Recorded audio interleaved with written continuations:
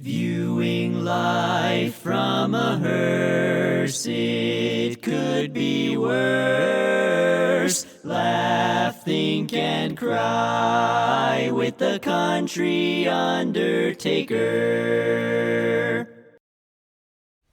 I landed one afternoon at McGee Tyson Airport in Knoxville, Tennessee. As usual, I was on my phone pulling my luggage when I walked out to get a cab. A young lady was next in line and waved to me. I waved back. I put my bags in the back of this very neat van she was driving, and then ended my phone conversation as I sat in the back seat. I took a deep breath and said hello to the young female driver. My immediate thought was that she didn't look like a typical taxi driver. I'm not sure what typical taxi drivers are supposed to look like, but I'm pretty sure she didn't look like one. As she was pulling out of the airport, I asked her how her day was going. Her quick answer was, "Not good at all." I could tell she was serious. "Why's your day been so bad?" I asked. She told me that earlier that day, she had a rider that jumped out of the van without paying. I'm thinking, I've never even thought of that, but I suppose it happens. She went on to tell me that it was a long trip. She actually broke the rules and went further than she was supposed to go. She said the fare was $78. Her voice was cracking, and I was realizing she was really upset.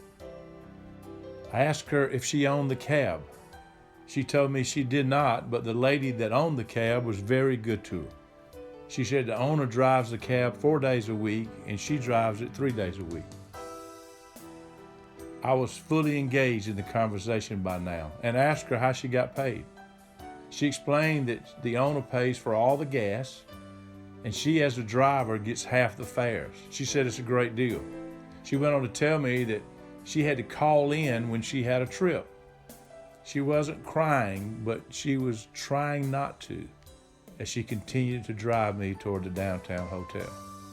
But my antenna was starting to rise. I was thinking, not only is she out the $78, but she also has to pay $39 out of her pocket to the owner. Not knowing what to say, I asked her where she was from. Hamilton, Ohio, she said. I told her I work for a big company that owns funeral homes and cemeteries, and we have a funeral home in Hamilton, Ohio. I told her the name of it and that I'd been there several times. She told me she had relatives that had their funerals there. Maybe we were making a small connection, I thought. "How did you end up in Knoxville?" I asked. "A boyfriend," she said. "It didn't work out, but I'm still here." I then asked her how long it had been since she'd been home. She told me she had wanted to go a couple of months ago during Christmas, but she was unable to afford it. "I really missed my family," she said, "but I just couldn't afford to go." We were now getting close to the hotel. I asked her if this was her last ride for the day. It was about 6 p.m. She told me it was because she had to go to a study group. As we were pulling on the hotel property, I asked her what she was studying. She told me she was trying to become a massage therapist. She had taken the course and had been saving for the $500 it took to take the national board. She said she finally had the money, but she certainly could not afford to flunk the test, so she was studying with a group. We were now stopped. I took another breath. Asked her what I owed her. $18, she responded. I gave her my credit card and she swiped it in the little gadget on her iPhone and then handed her phone back to me. I looked at it and saw I had several options as to the tip. I could add 10%, 15%, 20%, or other. I chose other. I tipped her well and handed the phone back to her. I sat there a few seconds and asked her to give me her phone again. She turned and looked at me with a funny look on her face, obviously wondering why I wanted the phone back. "Because I'm going to pay you for the jerk that jumped out of your car this morning and did not pay." "I can't let you do that," she said. "What do you mean you can't let me do it? I'm a grown man. I can do it if I want to." She put that fare in the phone and gave the phone back to me. She got out of the car. I added a tip to the jerk's bill too and went to other again. I got out of the car and walked to the back where she had taken my luggage out. I looked at her and realized she had tears running down her cheek. I gave her an awkward hug. I never hugged a cab driver in my life, but I did that one. When I turned around, I saw the bellhop staring at us. I doubt he'd ever seen a passenger hug a cab driver either. I walked in the lobby of the hotel, pulling my luggage and struggling with a lump in my throat as I checked in. When I went upstairs to my room, I felt my phone vibrate as I unlocked the door. I get a notification on my phone when something is charged to my credit card. This notification was for my ride to the hotel, $18 plus tip. By the time I got in the room, my phone vibrated again. What got my attention is this charge was not for $78 that I was expecting, plus the tip, but it was for $77.20. When she told me the story, she said the charge was $78, but she had obviously rounded it off. When she charged my card, she charged the actual amount, which was 80 cents less. I smiled. Just a little wink from God to me that this lady was as honest as a day is long, and I had done the right thing. I realized at that moment that I had given her a gift, and it was not the cab fare. I had never paid for another passenger's cab ride in my life before that day, and there's a good chance I will never do it again. But I'd given her the gift of significance. It was that simple. I had listened to her with both ears, cared about what she said, and acted on what I heard. I am quite sure most of the people we meet are starving for that. Just to know for that moment they are significant. The truth is, I think we all want that. One thing is for sure, we all have the power and the ability to bestow that gift many times every day to people we meet. And it may just be the greatest gift we can give. Okay, the gift of significance. I've told that story from Knoxville, Tennessee, many times. It was one of those moments I would never forget. The gift of significance is a powerful gift that we all have the ability to give to others every day of our lives. You don't have to be trained. You don't have to take a course. You don't have to go to school. You just give it away. I believe that God puts people in our path for a reason, but we tend to run by the people or run over them trying to get from point A to point B. I don't know of a man that freely gives that gift away more than Ed Grisamore. Ed, are you there? Can you hear me? Hey, Brother Bruce. Good. Thank you, man. I really appreciate you being on here. I know these listeners are going to enjoy this conversation we have and some of the stories. Ed is a journalist, but he's also a storyteller at heart, and he's got a lot of stories. Let me just tell you a little bit about Ed. Some of you may have heard on the little trailer that I put out the other day. Ed is the author of 9 books, and he's won a lot of awards. Started off as a sports writer for the Macon Telegraph and News. That's in Macon, Georgia. And he moved on to be the feature columnist.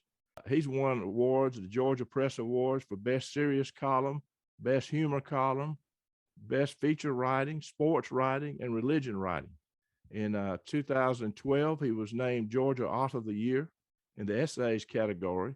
He's also a playwright, and his audiobook, Gris and That, was nominated for a Grammy in the spoken word category. Amazingly, Ed, in 2008, was inducted into the Macon Sports Hall of Fame for his contribution to sports in the Macon, Georgia area.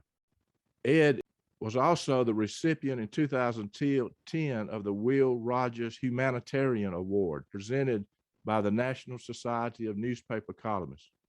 He's a cum laude graduate of the University of Georgia from the School of Journalism. He is a Georgia dog like me. He's also, interestingly, as he puts it, he and his wife, Delinda, have co-authored 3 sons, Ed, Grant, and Jake. And they also have 4 grandchildren, Brewer, Sterling Gray, Jenny Pope, and Bennett. So Ed and I learned early on that we had a lot in common because I have 3 sons and he has 3 sons. Ed, again, thank you for joining the podcast. First, I gotta say, what about our Georgia Bulldogs the other day? Well, Monday night, I woke up 3 or 4 times during the night with a big smile on my face and rolled over and just, you just want to make sure you're not dreaming. And when I got up in the morning, I still had that smile on my face. And even though I got like 3 hours sleep, it was well worth it. That was a good tired. Can you believe it? So let me ask you this. Were you in New Orleans in 1981 when we won it last? I was not there. I was still covering high school sports, and I hadn't graduated up to the college beat yet. Freddie Jones was taking care of that. But yeah, gosh, I was watching on New Year's Day. And then how about the Braves? I mean, the same year we got the Dogs and the Braves. Braves winning the World Series. I know you're a big Braves fan. Well, I mean, I just almost like I kept saying, God, are you gonna give it to us? We've waited so long for both of them. Now you're gonna give it to both of them to us in the same year. But I'm not complaining one bit. So Ed, I remember, and this was before I actually met you. I knew you. You didn't know me, but I read an article that you wrote when the Braves won the last World Series in 1995. And the thing hit the AP wires or whatever it was and went all over the country. What was that? Do you remember that article? I just remember the article. And I remember some words that it's hard to type with tears in your eyes or something to that effect. I know that was a great article that went crazy. Well, I'm very impressed that you remembered my lead on the story because I've been working on that for a while and was just waiting for the opportunity to use it. As I recall, back in those days, those games didn't get over till close to midnight, and you had maybe a half hour to write your story. So it was just like, sometimes sometimes something higher takes over, and it's like you're taking dictation from above. And I truly believe that because I felt like what I was writing just kind of represented what so many Braves fans were feeling at the time. And then when I wrote about the World Series this past fall, I closed it by saying, there are a lot of, happiness, happy Braves fans. There's happiness, but I want people to understand the difference between happiness and joy. This was pure joy. And I think the same could be said about the Georgia game. Just watching the reaction of Georgia fans, it's just been incredible. And had I been asked to write on deadline for either one of those events, I would have had tears in my eyes then as well. Yeah, it's you just have to understand, being a Georgia graduate and Atlanta Braves fans, we've been fans through all the terrible times and the good times. It's amazing to be in Georgia with all that happening. No question about it. Ed, in 1997, I went over to Macon. I had been speaking around for a couple of years at mostly civic clubs. That's another story, how I started doing that and telling funny stories or whatever. And I was speaking at a civic club in Macon during the Cherry Blossom Festival, which is an annual big deal they have in Macon, Georgia every year. You were in that audience, and I remember you followed me to the car that day. What's your memories of that encounter?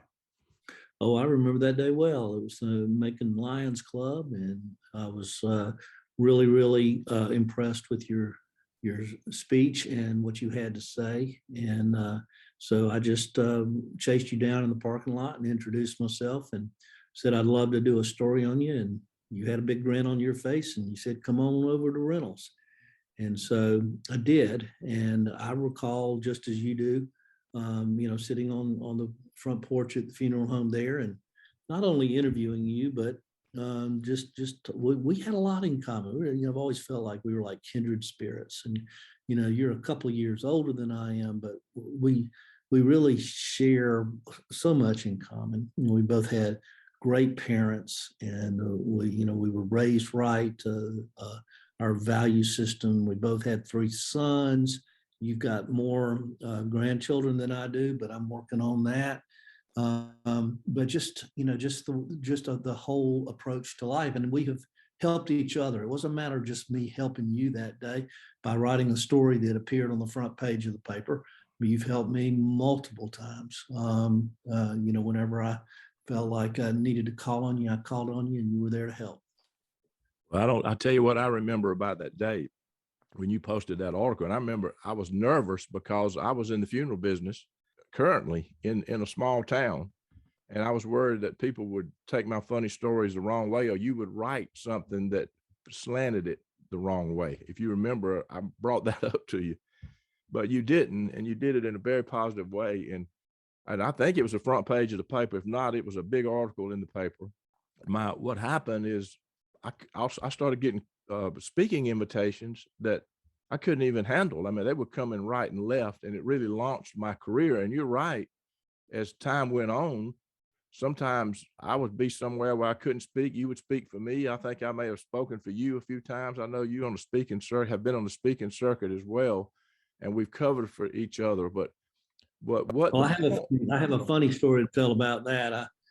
Several times you had conflicts and, asked me if I could step in and speak for you. But the one I remember most was on a Sunday morning, and I was, it was about 9 o'clock, or maybe it was a little bit earlier, and I got a call from you. And it seems like you had gotten hurt. Maybe you stepped in a hole in the yard or something and hurt your leg or your foot, and you were supposed to give a sermon at the United Methodist Church in Dublin, which is like an hour from me. And you asked me if I could go preach a sermon for you, not give a speech, preach a sermon. It's a little different.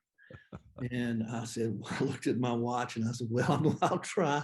And so I hurried and got ready. And I can remember kind of writing down what I wanted to say in the car on I-16. I was pulling scraps of paper and backs of Kroger receipts and writing down stuff. So I'm sure I just emptied my pocket when I got up there to the pulpit and preached a sermon, and went over well. I don't think anybody joined the church that day, but it was a memorable experience, and it's all because of you.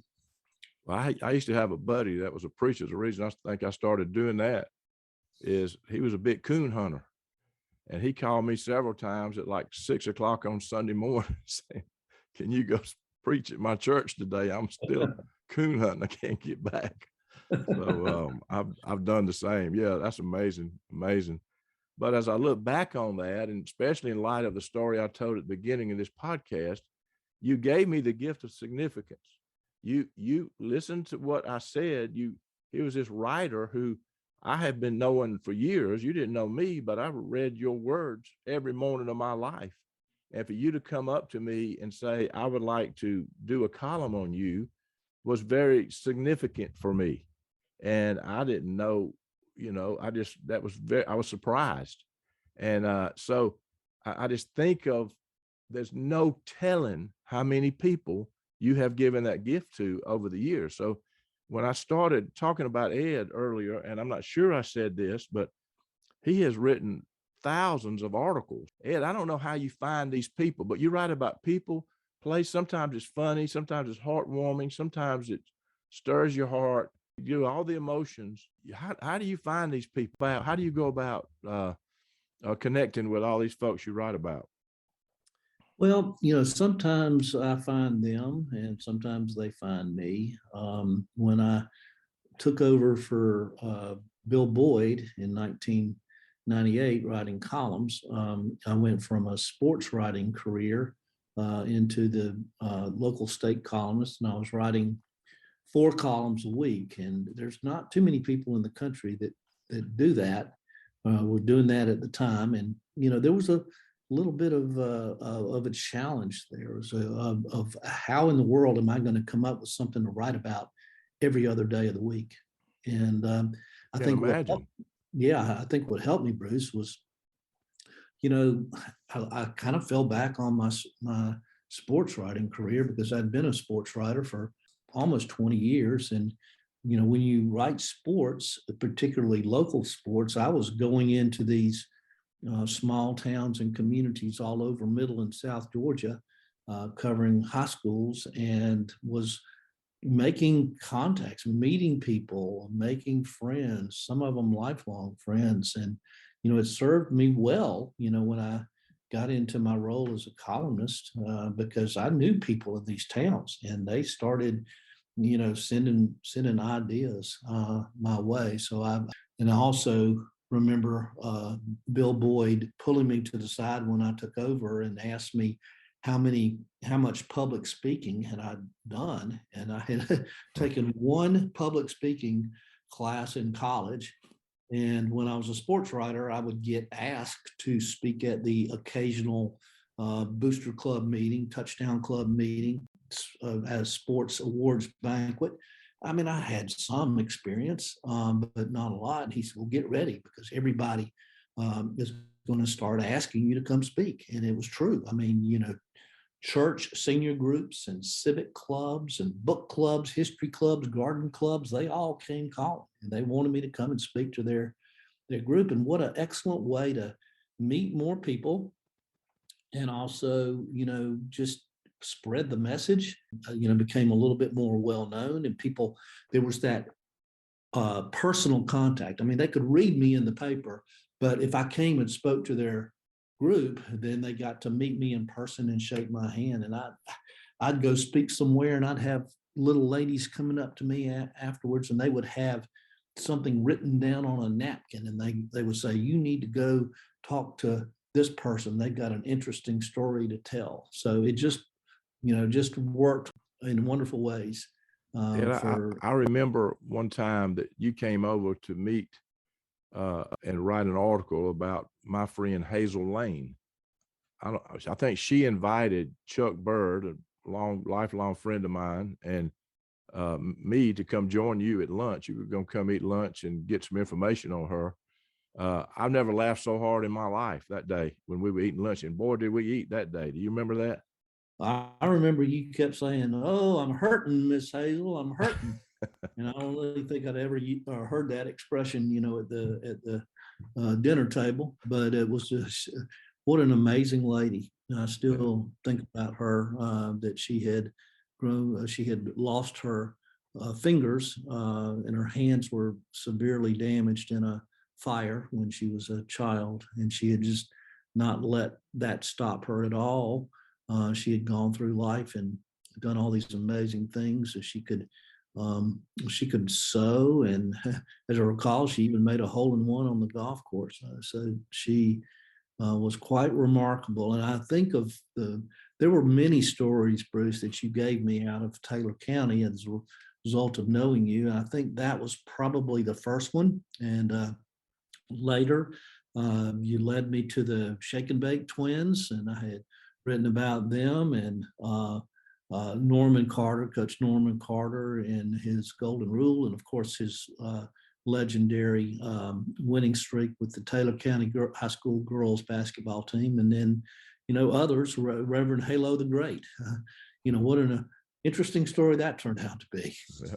So Ed, you got stories. I know people would love to hear some of the things that stick out with you in your career, the people that stick out with you, the stories that stick out with you. Just I know people want to hear them.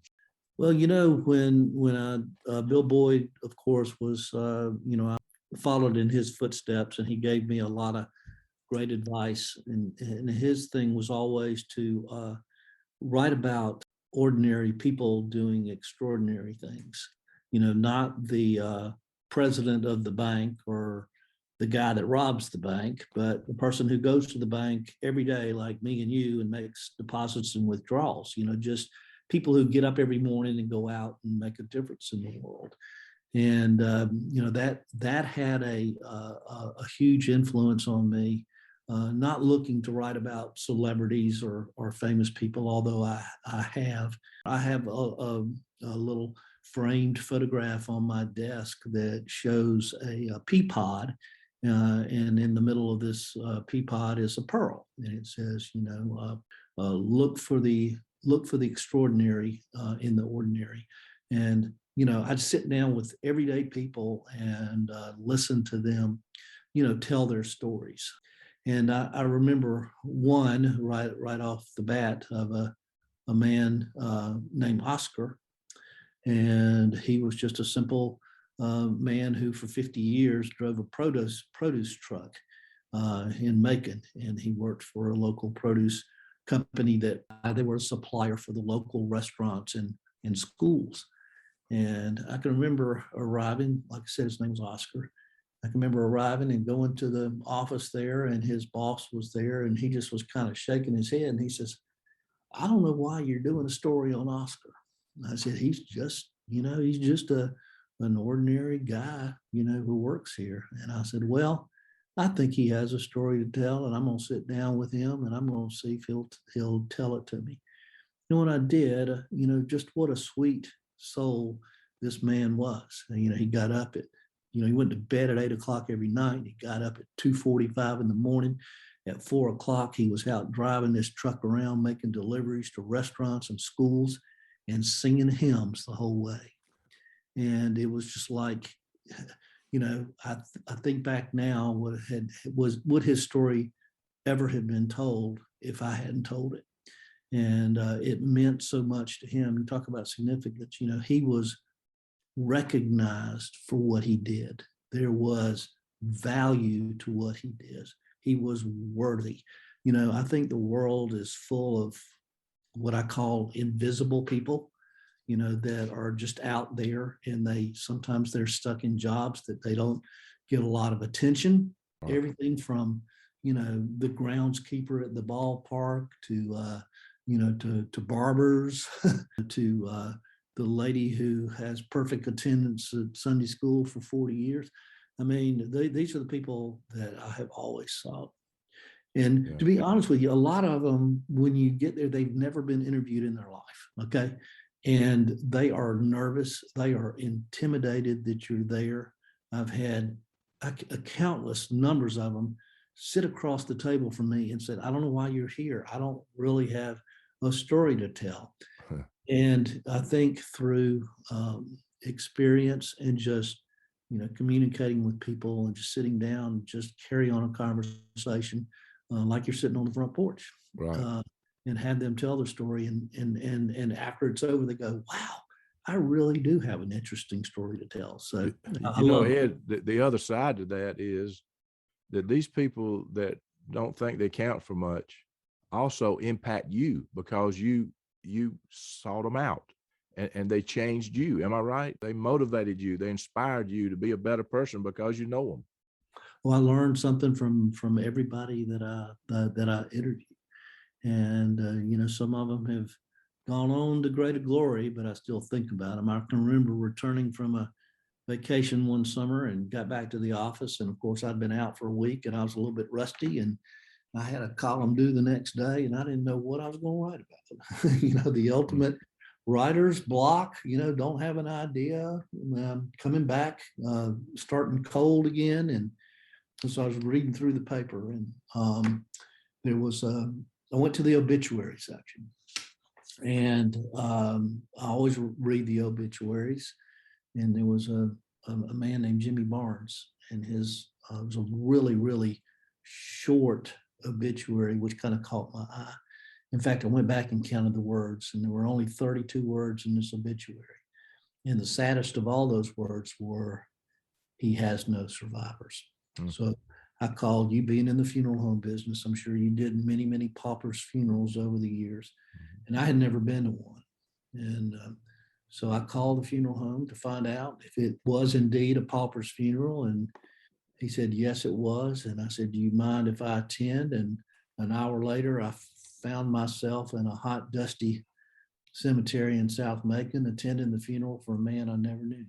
And there were only a handful of people there. The preacher that was there to deliver the eulogy didn't even know this man. And I got recruited as a pallbearer. It had a huge impact on me. I ended up finding some people who knew him and sort of pieced together a story of his life, which was not remarkable, but it needed to be told. At least I felt like it needed to be told. And I still think about him every time I pass by that cemetery. I did about a few months later, was contacted by a man who locally who made monuments, grave markers, headstones. And when he found out this man did not have a marker, a headstone, he donated. He made one and had it donated. So it does have impacts. You know, even years later, it still continues to impact me. Yeah, all of us that have been in that business have experienced that, and it is very sad. And worse than that is when you got a crowd there and the preacher calls them by the wrong name. So I've had that happen too, and they got people attending their loved one's funeral, and they call him Mr. Smith instead of Mr. Jones, and you got another problem then, you know. I still remember your story about the golden bells and the jingle bells. Yeah, so, We'll say yeah, that one for another day, but that was yeah, a that good was great.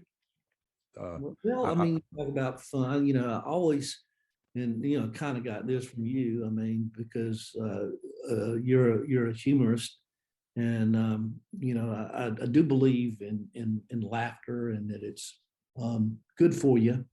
And we should really learn to laugh at ourselves too. So I always look to have a balance between stories that, you know, will inspire you and sometimes make you sad, but sad in the right way.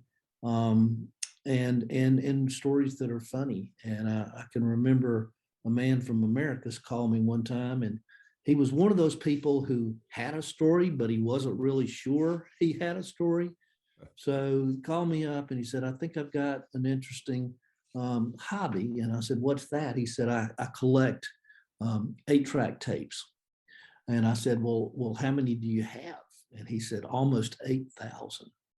And he said, they're taking over my house. And, you know, I think my wife is about to kick me out. And I said, well, I'll be right there. Okay. So I drove down there. And I mean, this man had, you know, he loved music, but, you know, he just, on a whim, just started collecting 8-tracks. You remember those, oh don't you? yeah, yeah, for You sure. know, you go to yard sales and, you know, people are just looking to get rid of them, you know, basically, and he'd buy them for a nickel or 25 cents or whatever. And he wasn't even going to listen to them. He just collected them. One of these collectors, you know, for whatever reason, he built shelves, even all over his wife's formal dining room. He had 2x4s on the walls, and he had Fog Hat up there, and, you know, Kenny Rogers, and you name it. And that story, when it appeared, you talk about an impact. This story got picked up on the national wire. And of course, these radio shows, you know, these national radio shows, they used to be a lot more of them, but they picked up on it and called and interviewed him. They called and interviewed me. And next thing you know, people from all over the country were sending him 8-track tapes. I mean, I almost felt sorry for him, and I almost said, what have I done? I've created a monster. But, you know, those are fun to do. And you know, there have been lots of others. Ed, that reminds me of one time I was waiting on a family, and you talking about 8-track tapes, but I was getting to the part to asking how they were going to pay me for the funeral, which is part of what you do when you're in business. And he said, I will let you know Monday week. I said, okay, what's happening Monday week? He said, that's when I'm supposed to hear from the Reader's Digest sweepstakes. And so I heard all that, and I literally went to the house, and he had magazines stacked up. He subscribed to every magazine you could possibly imagine. And he honestly thought that he was going to win the Reader's Digest sweepstakes. I don't think I've been paid for that funeral yet, but he had the magazines. I can tell you that. You know, you talk about significance and just finding ordinary people out there who have stories to tell. I firmly believe there are so many stories out there. We have lots of stories and not enough storytellers. So that's always been, you know, sort of my mission in life, is to find these stories and tell them. And the impact that it has, even beyond when they're published, is amazing. You know, sometimes I'll write about somebody, and, you know, they'll call me up or write me and thank me, and I may never hear from them again. And then, you know, my wife will tell me, so and so mentioned you in their obituary this morning. And it was like I had written about them, and it meant so much to them that they included that as part of their obituary, that I had, told their story to the readers of the Macon Telegram. I also had a man one time who I found this out later, that was actually his family put a copy of one of my books in his casket when he was buried. And so, you just don't know how to react. Unbelievable. Just there was a man, you talk about just these people out there that just have this joy of living, and they just go about their lives. They're just simple lives, basically. But this man, he was in his 70s, and every day he had this little basketball goal in the backyard. And every day he would go out there and he would shoot 100 free throws. And he would count how many he would make, and he was pretty good. And he did this for like 6 years. Every day after he was finished shooting, he would go into the utility room, and he had a little clipboard in there, and he would write down how many he had made out of 100. In 6 years, he had shot almost 200,000 times and made 96% of the free throws. But when I wrote about him, it was sort of a validation for him. I mean, he was recognized for something that he did, and the family appreciated it. I remember many years later, they invited me to his birthday parties. But that was always something that I really appreciated. There was a man named Charles Hicks who was, pumped gas in Macon for 50 years. I mean, he was just the guy that he'd show up. You remember full service, Right. back when there were full service pumps, he was just there. He worked at, probably a half dozen gas stations around town. And, there were people that would pull up, and they didn't want anybody but Mr. Charles to, check under their hood and check their tire pressure and fill it up. So, he was not a very, he was a man of few words, but I managed to get a really good story about him. And it just was, I think, one of the most important things in his life. And like you say, by giving significance to his life, you bring significance to others who learn about somebody they might not have known, or maybe they did know him and, just enjoyed learning more about him. One of the things that I think our tendency is that we tend to look for or hang out with people that look like us, that think like us, that maybe the same color of us, the same religion of us, or whatever. And I'm convinced when we do that, we miss God's best for us. So what you have done and what you do is you bring these stories out that is nothing but human beings, regular people that can impact our lives. And we all can do that every day of our lives if we just slow down and are willing to be disrupted on the path to listen to somebody's story. I mean, you set the example with your writing. We all have that opportunity. I mean, it's just ordinary people that impact others greatly. And I think those people, they do get overlooked, because in our society, we tend to, glorify celebrities and people who are always in the news. And I can remember I was a big Charles Kuralt fan. I just remember I loved his approach. He would just like get in the RV with his camera crew, and they would just go out all over the country and with, just kind of rambling around looking for stories like you would never, find the story that's around the next bend in the road. And I can remember he talked about earlier in his career, he was a national correspondent for CBS News. And he was assigned to do what they call the big story. Wherever the big story was, they would send him there. It could be a hurricane. It could be another natural disaster. It could be a political convention. But he was always going to the next big story and then flying to the next one. And one night he was on an airplane, and he was sitting by another journalist, and he was looking out the window, and they were just flying out at night over the heartland, and he was looking out at all the lights below. And he turned to the other person. He said, here we are on our way to the next big story, and we're flying over thousands of them. And, just always looked at that as saying, just don't, they call the flyover people, out there in the heartland. Ed, I want you to tell a couple more stories. Before you do that, you've got a lot of books out there, and how can they get your books? Most of them you probably could find in bookstores, online. Some of them are out of print and more difficult.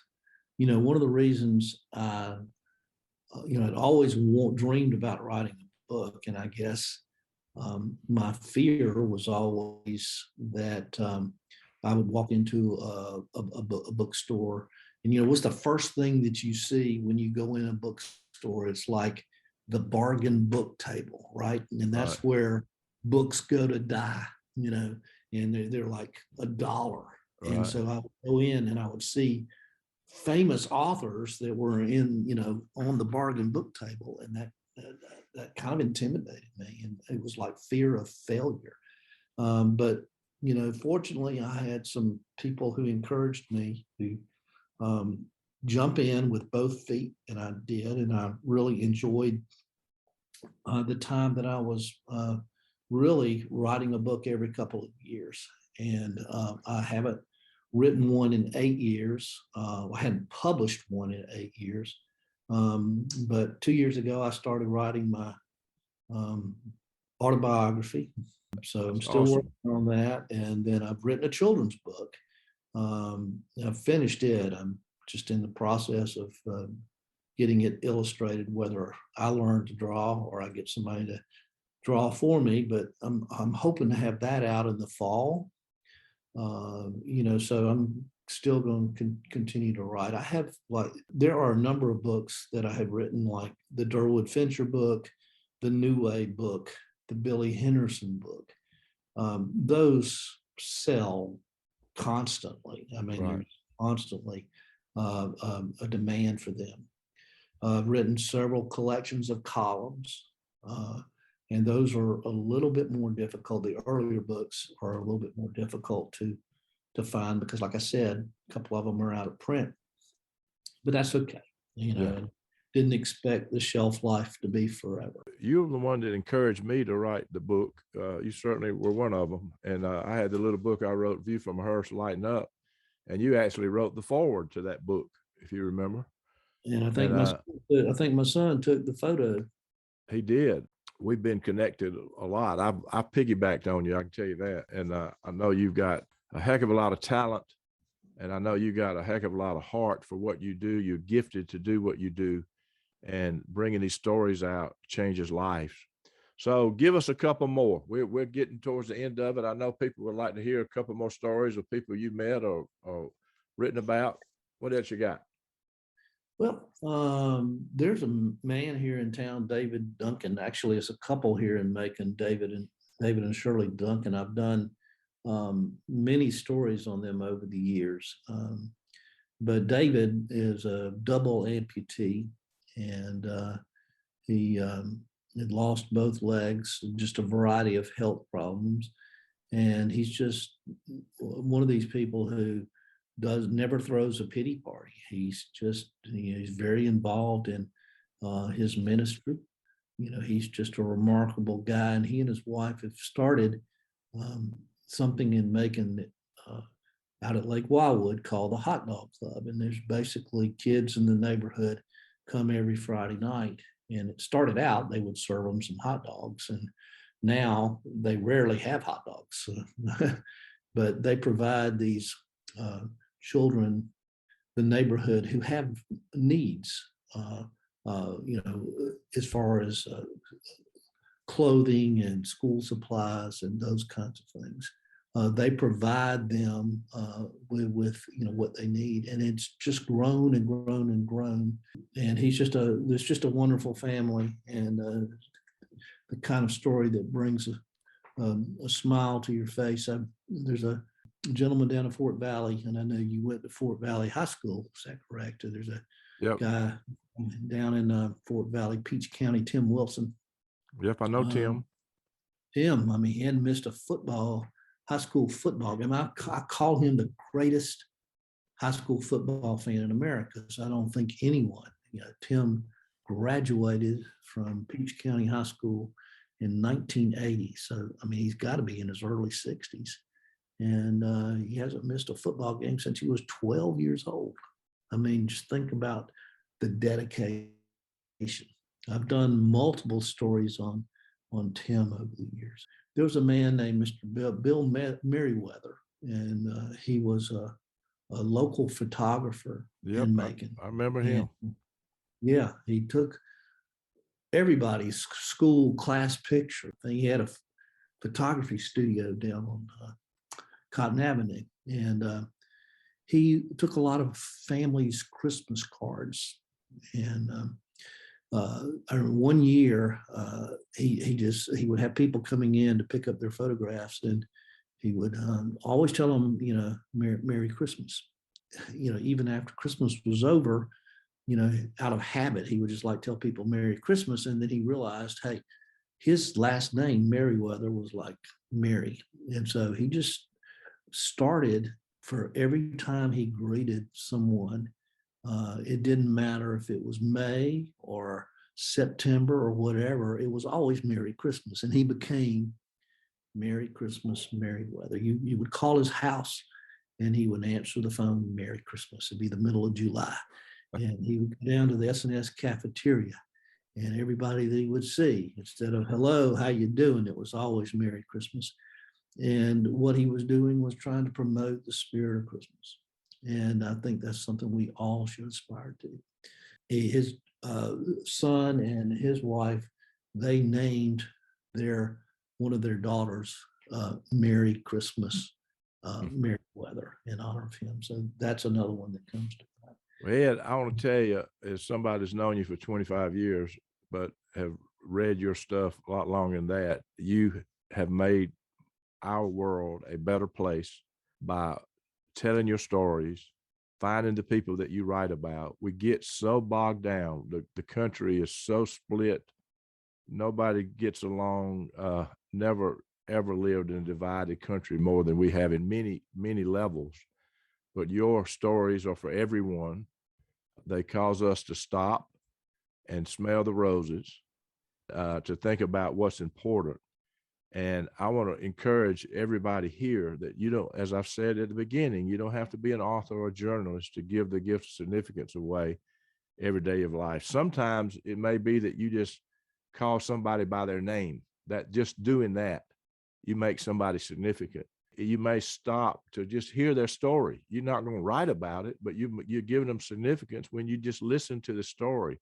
Sometimes you act on what you hear, but you give them significance. Can you imagine how better the world would be if we all just slow down enough to engage people in our paths that we meet along the way? I can't even imagine. Ed Grisamore, thank you, my friend, for joining me. And thank you for what you do. Thank you for your God-given talent. You may be getting into retirement years, but you're not done, my friend. You got a lot more to do. And I know it'll be fun watching what you do. So thank you, my friend, very much. It was an honor to be on the show, Bruce. And I'm going to take you up on coming up and sitting on the back porch, front porch, back porch, whatever you have up there at the lake. We're going to do that for sure. Thank you, man. Appreciate it. Viewing life from a hearse, it could be worse. Laugh, think, and cry with the country undertaker.